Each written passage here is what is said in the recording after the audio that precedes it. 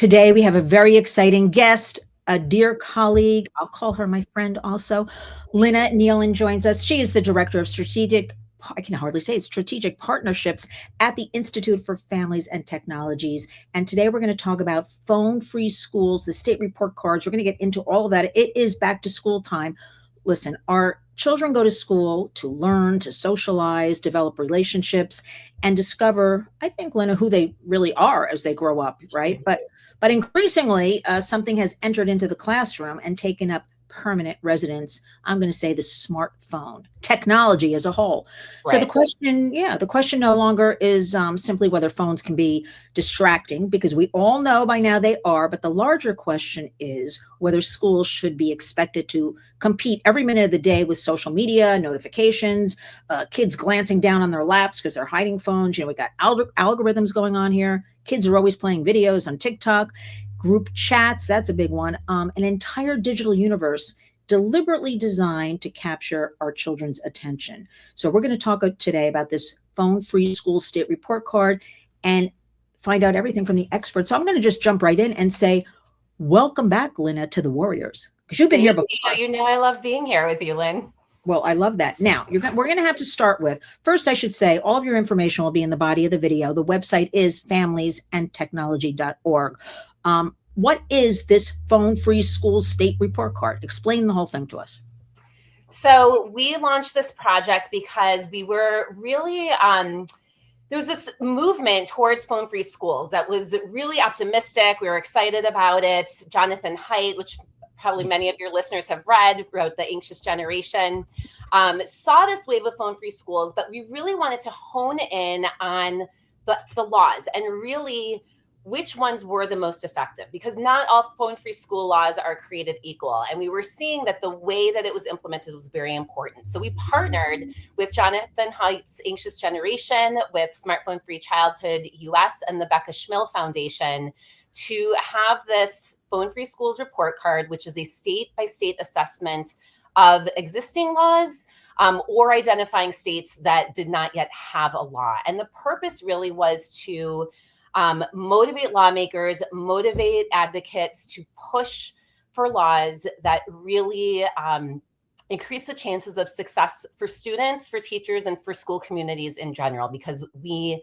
know from the research and the anecdotal evidence that once you get phones out of schools from the beginning to the end of the day, incredible things happen. Now, I can just hear our warriors right now questioning this, because here in New York, we have the bell-to-bell program. Yes. But other schools you can use them in the hallways and at lunchtime or on the playground and all these different rules.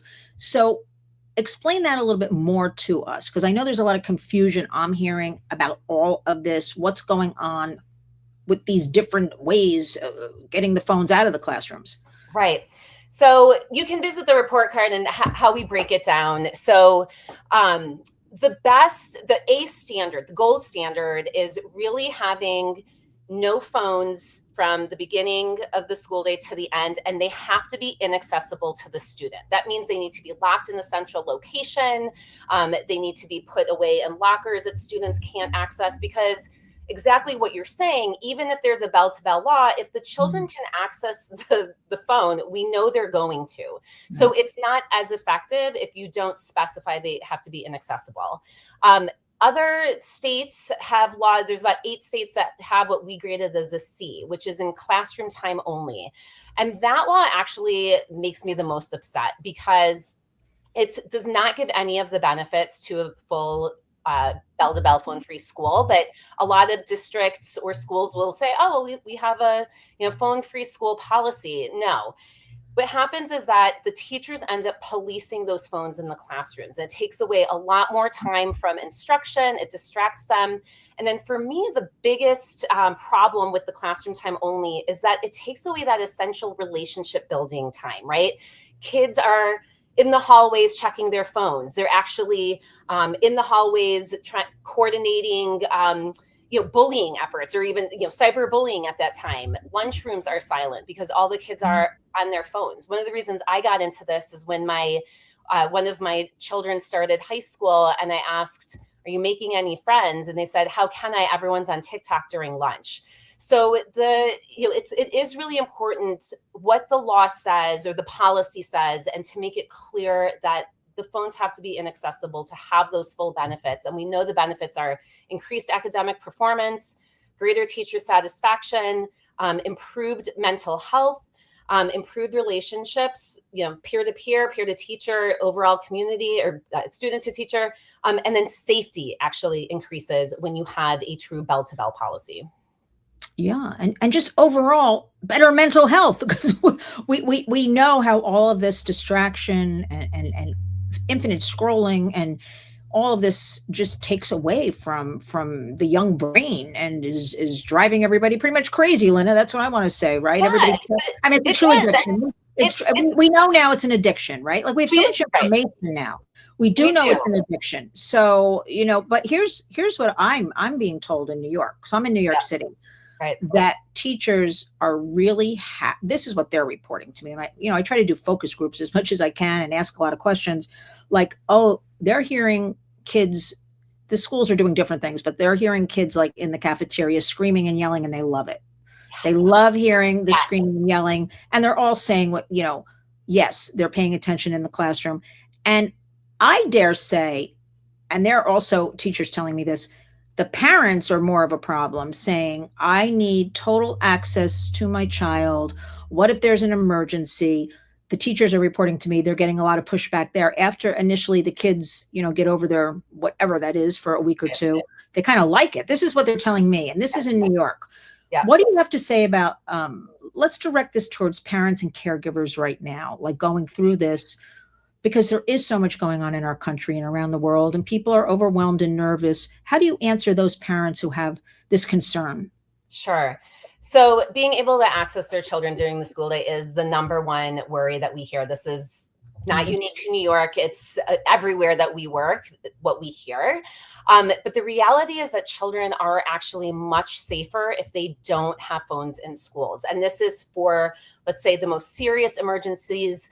Law enforcement, teachers, school administrators all say they need students paying attention to the adult in the room. And if they're distracted, it can put the child and other children and teachers at greater risk. So it is very important. We've also had situations where phone lines are jammed, or students contact their parents. Parents rush to the building, and fire trucks and police can't even get to the building to respond. So it truly is our children. We have to get over that parental desire and need for constant communication and really understand that it is safer for our children. I think we also have gotten in, the slow creep of cell phones in our life and expectations that we can reach our kids at any point. But just because it's now the expectation doesn't mean it's right. We've talked to pediatricians about how important it is for kids to have some time away from their parents and for parents to untether from their children. And I think we all want our kids in school doing their best, listening to the teacher, being focused, and interacting with their peers. And the phones really do prevent that. Yeah. This is a totally different question I just thought of, because there was an article I just saw. Now you can answer this or not answer this. Okay. You ready, Lynn? I'm ready. Give it to me. I saw this headline. It said, in a major periodical, I will say, and it said, is it illegal to let your children play alone in the backyard? I told you I'm going out there on a limb now. So that's very interesting. I just thought of this because there is so much I've seen where somebody let a 10-year-old, right? I read about it, walk to the corner store, and then somebody reported the mother, child endangerment. Right. Then I've seen two children walking to school alone, an 8 and a 6-year-old. The parents were reported on. I don't know. Have any feelings you want to share or not share with us? I have a lot of feelings about that. So someone who also has been not reported, but concerned neighbors, that we have 4 children, and we want to foster independence and give them freedom. And we have a park next door. And people have taken issue with that. But to your question, so this is not my area of expertise, but I do know that, I'll back up. Jonathan Haidt, his main premise in his book, which I very much agree and research has backed up, is that we overprotect children offline and underprotect them Yes. online. And that our communities, our neighborhoods, our cities are much safer than they were even 10, 20 years ago. There are only 4 states, I believe, last I checked, that have what's called free range laws. And it's actually to address this issue that you're talking about, to allow parents to make the choice of whether or not their children can walk to the corner store, can go to the park on their own.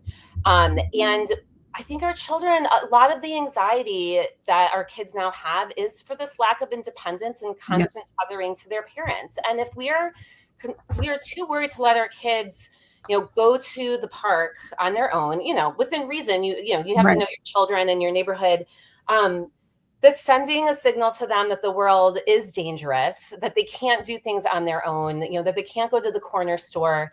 And I strongly believe that we have gone too far. We've gone too far with keeping our kids so protected and from dangers that don't always exist. Now, there's always a risk, right? There's always a risk that something will happen. No parent wants to imagine that, but I think that the benefits far outweigh those risks. And we want to foster, again, independent, strong children.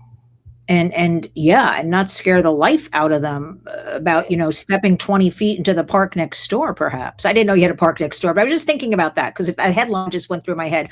But it's interesting, Lynna, that the same people, right? I think we can both agree. Most of the devices kids have and teens are bought by parents, right? Grandparents, parents. Yet they push back a lot about putting the guardrails on or say my child would never do that. It's like, I always say, it's like opening up the world. You hand your child a device, it's opening your front door, letting everybody in. Right. So they think it's okay. Like, oh no, my child wouldn't do it, or, but they get concerned if we let the child, I'm here in New York, go down to the lobby to collect the mail. Right. And the child's 12, it's not a 4-year-old going to get the mail, just down to the mailbox kind of thing. Right. So I find that I don't really know what people are thinking these days. I think there's so much that's why the anxious generation was such a breath of fresh air. I mean, that's been out now a couple of years. Yeah, about 2.5, maybe even about 2.5, because I suggest that book all the time to people because I like anything that has, good concrete information, opens our eyes up as a research. And I know there's a second book.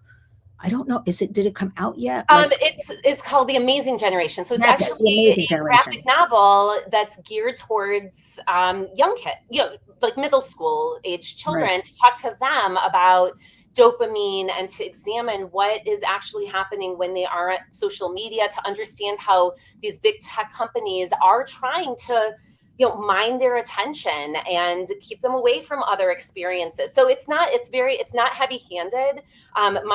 Two of my children read it and had some very interesting conversations about it. Obviously, I talk to them about these things all the time, but kids are smart. And I think if you talk to them even about the science and how these companies operate, how they make decisions in their very design to hook them, when you talk to them about the realities of what they're actually seeing and what that can do to their brain, I think kids respond. And you said that kids themselves in the phone-free, if they are in a phone-free school, they end up loving it. To me, that to me is something that we need to elevate more, that the kids end up being the strongest advocates. Yes, the teachers, hands down, the last study I saw, the National Educators Association, the largest teachers union, 83% supported bell-to-bell schools. There's another study coming out, University of Pennsylvania, Dr. Angela Duckworth. She interviewed 60,000 teachers. Overwhelmingly, they said the stronger the phone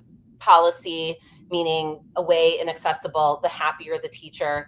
The kids themselves feel like shackled to these devices. Yeah. To your point of the parents, right?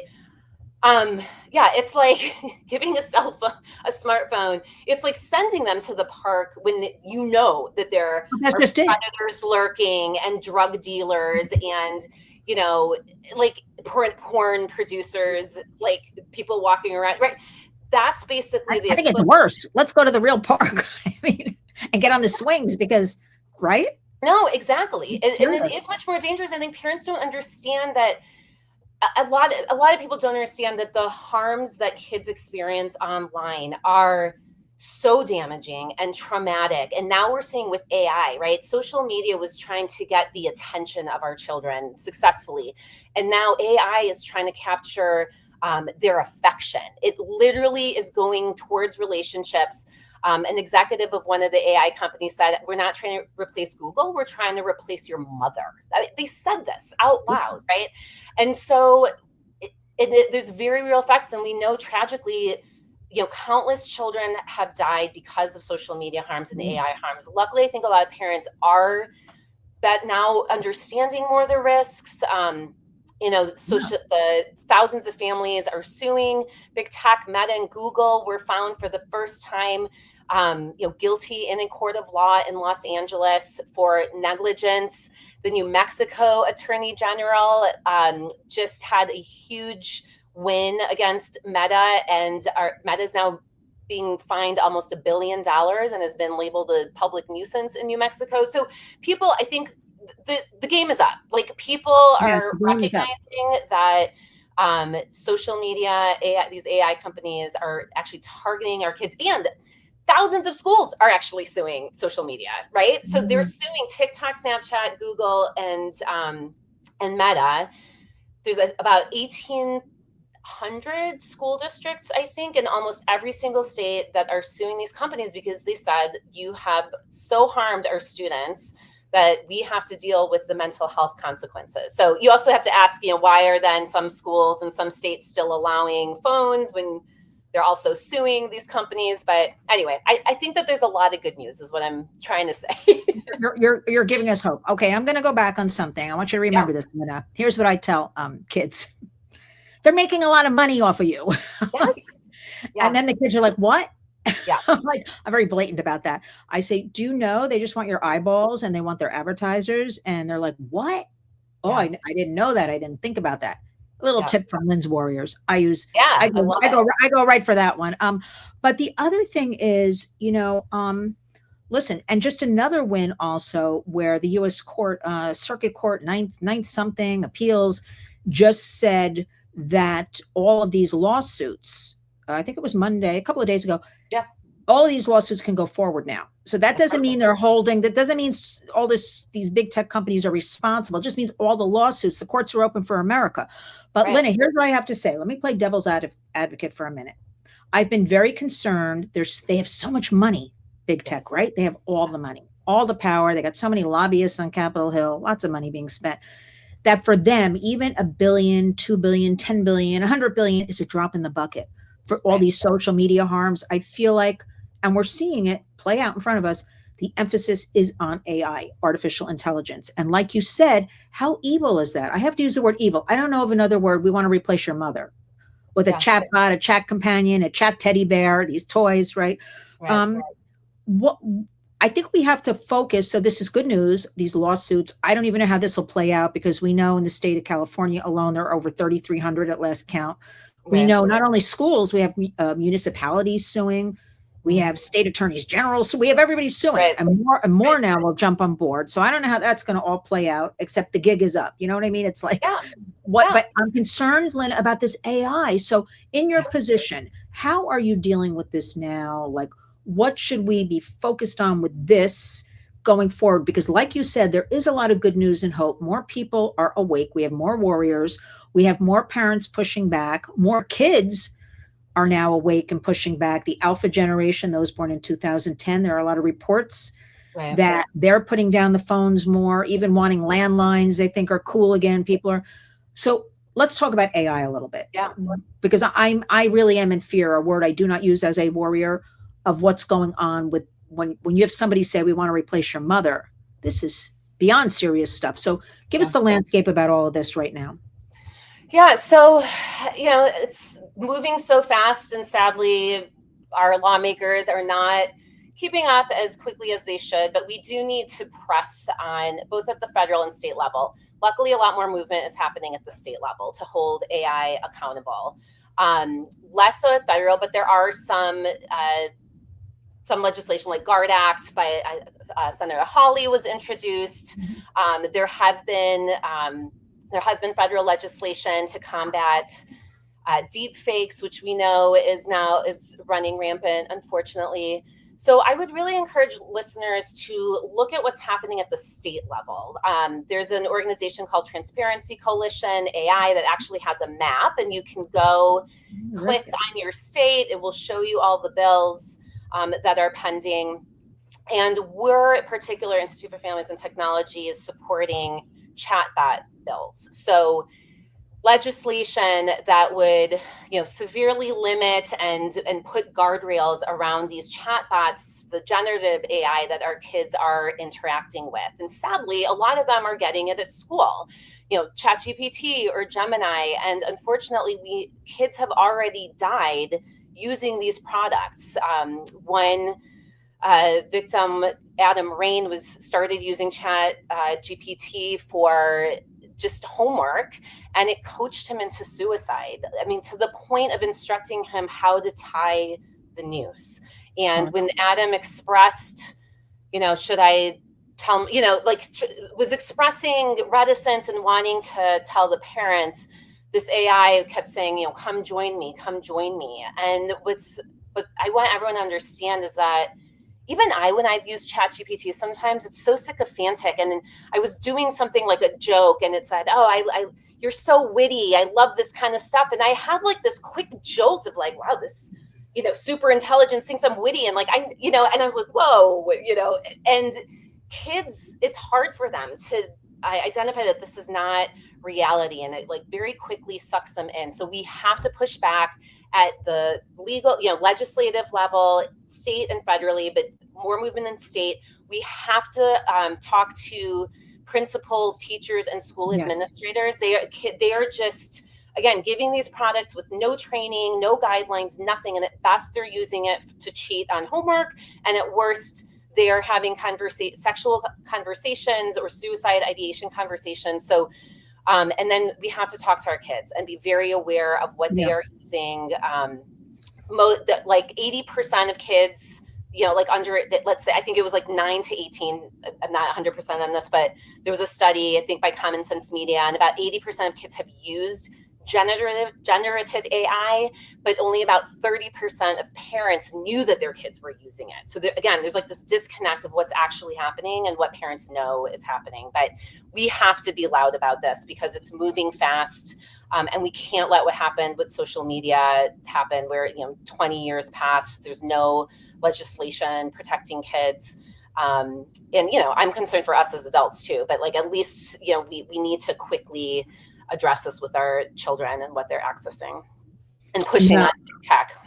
I'm glad you opened up a can of everything for me. First of all, I know, because there's so much here. We want everybody, I want everybody, Lynn, my fear always is there's so much here, right? It's like the wheel with the spokes, I always say, and it's going around and around, right? I don't want anybody to shut the door, close their eyes. We're here to help you.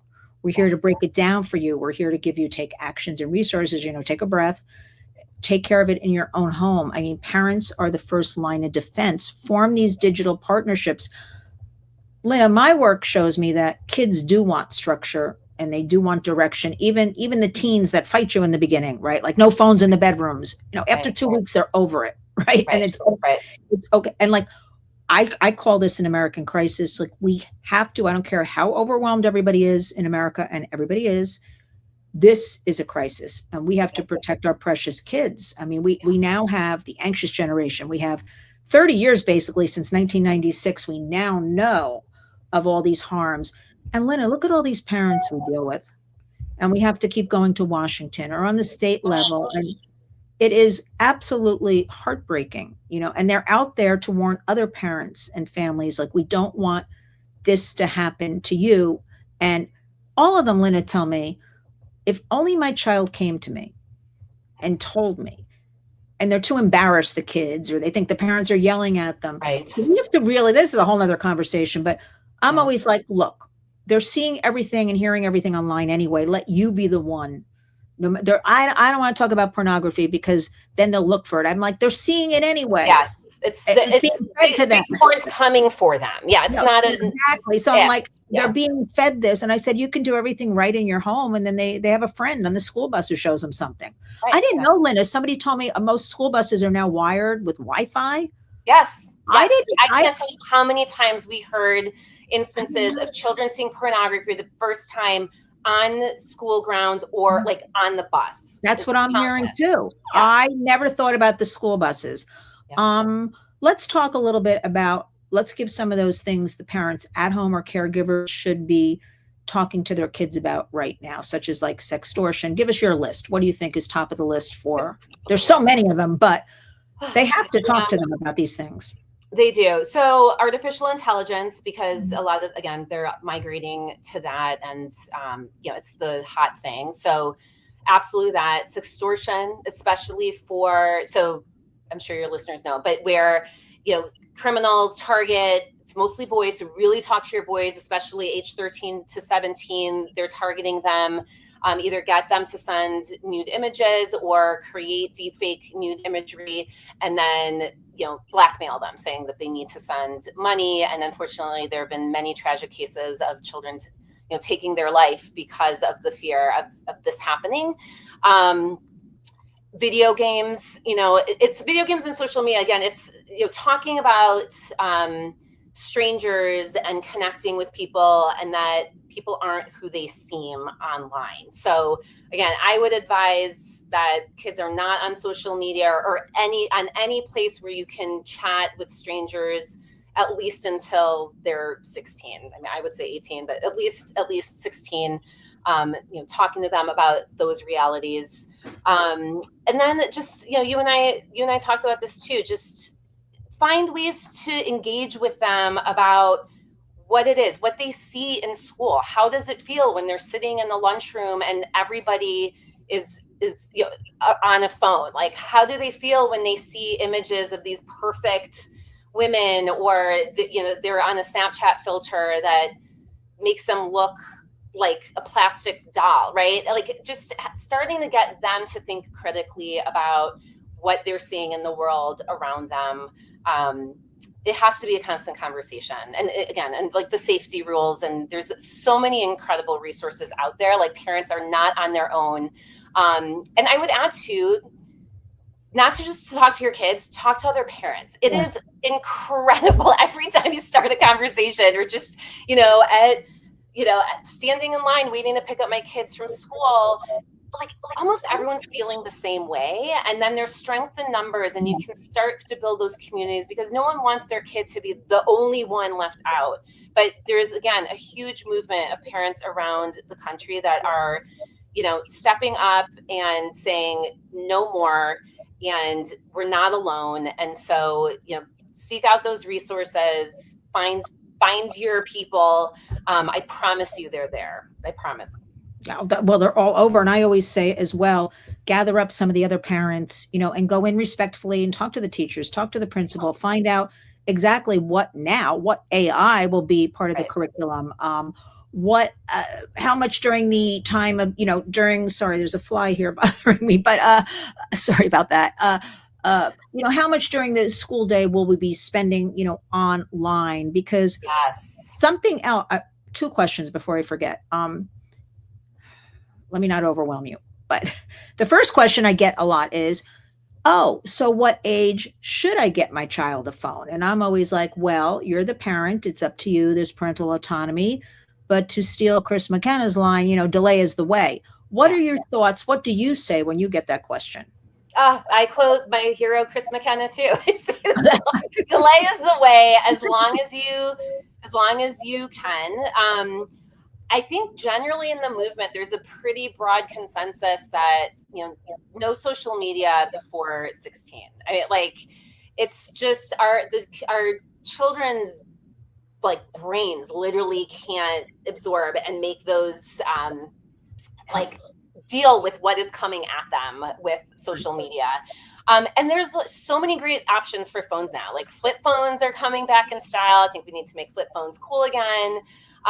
There's phones like Bark offers, where you can, allow some apps, but not completely expose them to the internet. So I always advise that the longer you can wait, the better, but definitely not before 16. But yes, you need to know your child and, ask why. Like, why do they need it? Is it to communicate with friends? Is it for you to be able to communicate with them? And again, there are a lot of alternatives now to just handing a child an iPhone. So I hope that answers your question. Yes, and I'm glad you brought up Bark, and I'll put the link in the body of this video. I mean, there are it looks just like an iPhone, and it's just programmed for texting or mom and dad and grandma and grandpa or friends, no internet even. And this way the child doesn't feel, maybe they're a freshman in high school, they don't feel completely like they're left out. But again, you're in control of that device type of thing. Right. What, as we face this back to school, some schools have started already, Georgia, Florida this week. We go back in New York City the week after Labor Day. Wow. Go figure, but we do. A lot of parents, I'll always say to them every year, so did your child bring home a sheet with anything with social media, with different platforms? Oh, yeah, I checked off all the boxes. I'm like, well, what did you check off? And I actually saw a sheet last year, and it was about 30 different platforms, including like iReady and including Gemini. Roblox was on this. Okay? Oh my gosh. So their parents are, and again, I'm not judging, well, maybe a little bit, because I want parents to be even more aware than many are becoming aware, but you cannot blindly check off these boxes now, because the kids do have access to TikTok on a lot of these and DMs, right? Direct messaging. What do you want to say about all of that? Well, I'm shocked that there's even a list. I mean, that's the head of the game for most. I've had to fight to really understand what my kids have access to for months. So yes, we need to get phones out of schools. And then the next step is to examine devices, because a lot of what they can access on their phone, they can access on their device and even more. So we have a lot of parents, including myself, that we have very strict limits at home, and then they go to school and they can access YouTube or Roblox or, a whole host of other sites that, are dangerous, quite frankly. So parents have to be asking those questions. I do think there's now the phone-free school wave still building, but now we're seeing a lot of parents and a lot of organization around education technology and devices in schools, and asking for more transparency, like you said, more information about what the kids can access, how much time they're spending on screens. We absolutely need to be asking that, and push a little when they say, 45 minutes for iReady. Well, okay, if it's raining and it's indoor recess, do they have access? Do you allow going on a computer as a reward for finishing, your work early? And then you see it slowly builds up from 45 minutes to, it's almost 2 hours, 2 hours a day. And then, demanding that edtech, like the technology, right, the software, why is it being purchased? Is there any evidence that it's effective? Because the answer is no.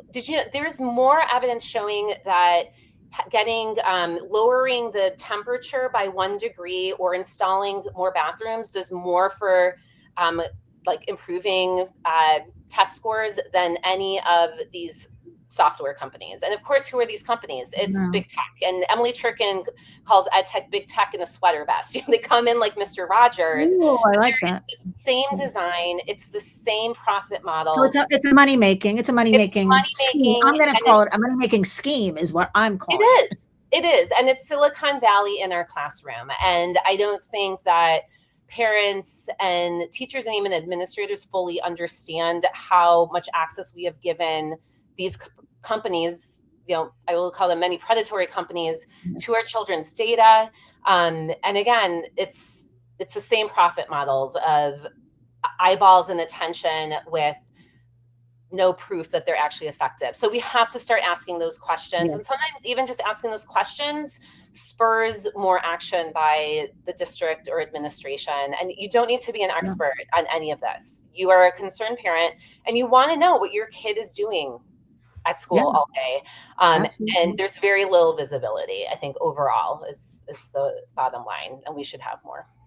And also, we have to support our teachers because I know a lot have told me quietly, like these are their jobs, how they make money, and they're being forced into a lot of this. And I think you pointed out earlier, they do not like it. So, Right. Linda, do you know anything about this K through 12 that we're supposed to have across in American schools programs? Because every teacher I have asked or school, they're not really clear on what that program federally is supposed to do. We know anything more about this? Except we need some sort of education and guardrails, in my opinion. But I don't No, know. it's quite vague. What I do know is that the advisory board for that was all tech companies. That did not include any teachers. It did not include parents. It did not include any education entities. There were about, again, last time I checked, when the initial order went out, there were about 25 big tech companies, including several of the artificial intelligence companies. So it's a good question, though, because it is quite vague, and there's this general push, I'd say, from the federal government that we need to speed up access to AI as a way to compete with China. Interestingly, China is very strict with what their children are accessing, and social media and AI. And I would argue that we will be at a disadvantage, not just with China, but overall, because what we do know about AI, like the studies that actually have come out, is that it does weaken our children's ability to think, and it's called cognitive offloading, and they can't think for themselves. And I think that we have to be worried for our democracy if we are giving these tools to our children. That's literally crippling their ability to be, thinking students and future thinking, thinking citizens. So critical thinking, critical analysis. I always think about, Lynn, like, where will we be like in 10 years? Where will that child be in 10 years? What is for them if this is happening now? I want to ask you, have you heard of this pencil to paper movement that parents have started across the United States? Because I'm pushing that. Now, what can you share about that with us? Yeah, they're one of many. So there's pencil to paper, there's distraction-free schools policy project, there's Screens Beyond Schools. It started in California and actually got Los Angeles Unified School District, which is, I think, the second largest school district in the country, to come up with a resolution where they said no devices for K through first, and then they have several other limitations. So again, there's a huge movement now. And again, I'd say it was born from the phone-free schools movement. It kind of like came up around it, was, yes, to either completely remove technology or drastically limit it. And I think like a measured approach makes sense, right? I think personally, this is not our position, but some are taking it, no one-to-one devices K through 5 or even K through 8. I would love to see no one-on-one devices K through 8. I say go back to computer labs if there's something very specific that children need to do or see on a computer. That has to be very intentional, pre-planned, or again, a computer lab. In high school, again, there can be coding classes, robotics classes. You don't need to have unfettered access to AI to learn about it and learn how to use it.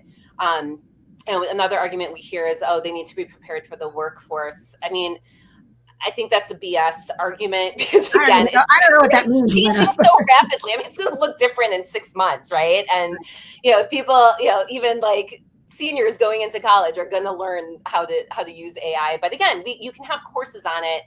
But just saying, here's ChatGPT and here's all these other tools without training them, they're not learning anything, again, other than how to stop learning and, offload any critical thinking. So yes, I love these different movements. There's, different levels of where people want. In North Carolina here, where I'm based, there's a county, Granville County, that has tech-free Tuesdays and Thursdays. And it was like an experiment, right? Like, why not? Like, just let's try it. I love this approach. And I do this with my kids. I'm like, let's try it. And it's been so successful. And they're thinking of perhaps expanding that. There's another county that also has a resolution that they're going to prioritize pencil and paper.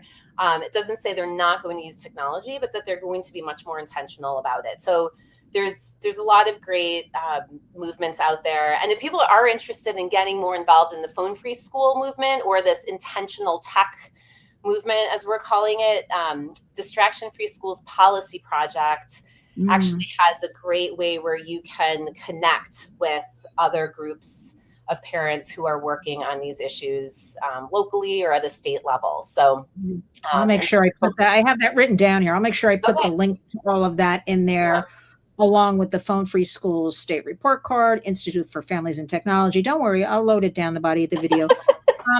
Finish us up, because again, I could promise me you'll come back. I don't have to wait 3 years to. I mean, I see you in Washington. It hasn't been that long.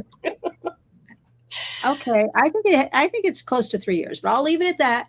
But I have seen you in Washington, so at least I get to see you once in a while, and I will see you more. But finish us up with really, there is a lot of hope.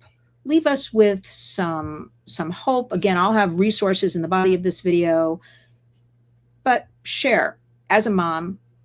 Again, there is a lot of hope. What do you want people to know? Our warriors to know. There's a lot of hope, but there's still a lot of work that needs to be done. And I've been in this work for half a decade now. And it's been incredible to see the change, the positive change of people understanding, taking action. And I encourage your listeners, it's hopeful, but it's because actually a lot of moms and dads have just taken a simple step. You don't need to do anything massive. You don't need to overnight redo how your kids are, interacting with technology. You don't need to transform the school, in a week. Just start having these conversations. Pick one thing that you think really resonates with you, that you either want to learn about and maybe educate others on, including your kids, including your parent peers, and just do one thing. And this is how the movement moves. This is how it grows, is little bit by bit steps. So this podcast it's overwhelming, but just if there was one thing that resonated to you, just look into it a little bit more and take one simple action this week, and maybe that will lead to 2 more next week and a few more later. But it's really parents who have made a lot of these incredible changes. I didn't even say this at the beginning. There's now 24 states and Washington, D.C. are bell-to-bell phone-free schools. I mean, almost half of the nation in about half the country. That's major. And that's how people are feeling, right? So you're not alone. There's a lot of hope. We can turn this around, and we have to for our children. And we can't wait for them to do it themselves. Or we're seeing young people, kind of take the reins too, which I think is also very hopeful. A lot of young people. Well, we are seeing a lot of the maybe around 25 to 30-year-old who were born. We should mention it's not their fault. They were born in a digital bubble. This was just thrown at everybody. Nobody agreed to this. Yeah. We were sold, kind of a bill of goods. This would empower our kids. If we have more computers in the classrooms, it would empower all of us. They'll learn more, be smarter. And it's done just the opposite. Okay. To see the young people, we have a group here in New York, and they don't have phones at all. They're teenagers, and they meet in this park in Brooklyn every Sunday. Luddite group. Yes. I love it. But there are more little ones sprouting up with all of that. And so that gives me a lot of hope that, and again, going back to the alpha generation, these kids are, these are, young, born in 2010 forward, seeing, what's going on, and their older siblings telling them things, what happened to them, and being used as guinea pigs. Right. Exactly. And then when I say all else fails, just cut the router. If I had to say that, joking, everybody, I'm joking. But the router is always the mysterious thing people don't. I learned so much from Chris McKenna about routers. But I was just going to say, go to Protect Young Eyes. Make sure that's in the list. He's my go-to. Someone just asked, where do I go for, the most up to date on different apps? It's Chris McKenna's Protect Young Eyes. Always, I'm always promoting, because he breaks it down. He answers people. But we're going to have all that in the body of the video. I want to say to you, Lynn, thank you so much, because not only are you talking about everything openly and honestly, you're also giving a roadmap, and people like to be handed a roadmap of do this, do that kind of thing. And I also want to throw in the state of New Jersey. I just remembered this yesterday. They're saying the strictest laws. Did you see that with the duty of care? with their social. They're doing it with Designed It For Us. They had a big thing yesterday. Young people's group, Designed It For Us. That's what got me thinking. You see how my mind goes. Designed It For Us, a group of young people stepping up to the plate about all of this. That they are going to really, they're going to have a research council on all of this. Duty of care. I know Governor Josh Shapiro in Pennsylvania said, I want textbooks by 2027 in the classrooms, devices out of the classrooms and phones. So everybody, the states are doing a great job right now. And that's where everybody can get involved in that local and state, and we'll have all that information for them. But, children before algorithms and profits, everybody, find out. You got to find out, though, what your state, what the state grade is. And you got to work on that. We'll have, again, all that information in the body of the video. And feel free to email me. I'm happy to connect people if they're like, wow, I really want to get involved. Don't know where to start. Oh, good. So I'll put your email. I'll put your under contact. I'll put your email. But really, thank you from the bottom of my heart for sharing, spending the time. And this is really the most important back to school time. Get everybody on board. It's a great time to start the new year with all this information. Be armed. Get your fellow parents to come in with you. And just do it. That's what we say, right, Lynn? Just do it. So thank you so much, LINA NEALON. Promise me you'll come back. Not 2 years later. Thanks, Lynn. Have a great afternoon. Take care. Bye-bye.